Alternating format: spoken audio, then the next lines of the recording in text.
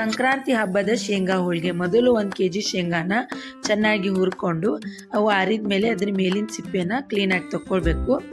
ಈಗ ಮೈದಾ ಹಿಟ್ಟು ನಾದ್ಕೋಬೇಕು. ಅದಕ್ಕೆ ಮುಂಚೆ ನಾವು ಚೆನ್ನಾಗಿ ಹಿಟ್ಟನ್ನು ಸಾನಿಸ್ಕೊಂಡು ಅದಕ್ಕೆ ಅರ್ಧ ಸ್ಪೂನಷ್ಟು ಉಪ್ಪು ಹಾಕ್ಕೊಂಡು ಸ್ವಲ್ಪ ನೀರು ಹಾಕ್ಕೊಂಡು ಹಿಟ್ಟನ್ನು ನಾದ್ಕೋಬೇಕು. ಈಗ ಹಿಟ್ಟು ನಾದ್ಕೊಂಡ್ಮೇಲೆ ಒಂದು 15 ನಿಮಿಷ ಅದನ್ನು ನೆನೆ ಇಡಿ. ಈಗ ಬೆಲ್ಲನ ಕಟ್ ಮಾಡಿಕೊಂಡು ಶೇಂಗಾದೊಳಗೆ ಮಿಕ್ಸ್ ಮಾಡ್ಕೋಬೇಕು.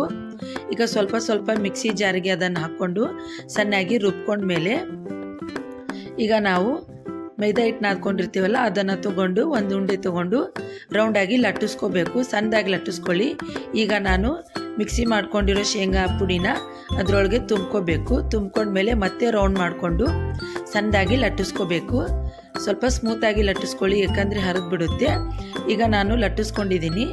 ಈಗ ಕಾದಿರೋ ಹಂಚಿಗೆ ಅದನ್ನು ಸುಟ್ಕೋಬೇಕು.